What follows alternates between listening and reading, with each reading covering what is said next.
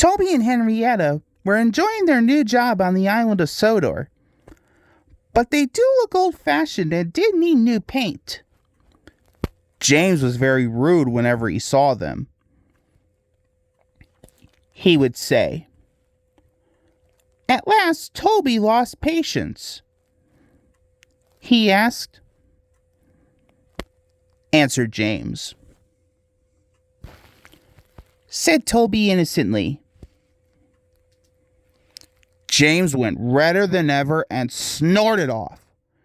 It was such an insult to be reminded of the time a bootlace had been used to mend a hole in his coaches. At the end of the line, James left his coaches and got ready for his next train. It was a slow freight, stopping at every station to pick up and set down cars. James hated slow freight trains.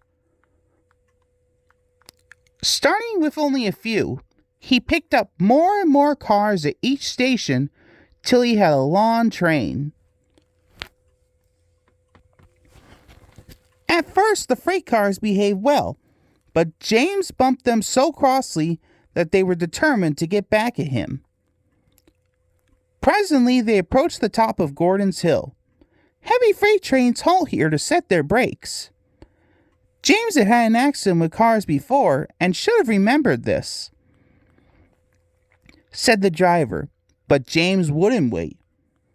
He was too busy thinking what he would say to Toby when they next met. The freight car's chance had come. They laughed, and banging their buffers, they pushed him down the hill. Yelled the cars. Groaned James. Disaster lay ahead. Something sticky splashed all over James. He had run into 2 tar wagons and was black from smoke box to cab. He was more dirty than hurt. But the tar wagons and some cars were all to pieces.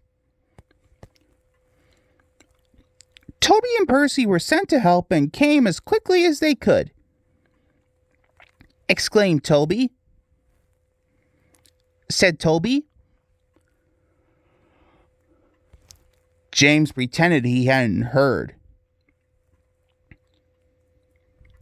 Toby and Percy cleared away the unhurt cars and helped James home. Sir Topham Hatt met them. He turned to James. Said Toby.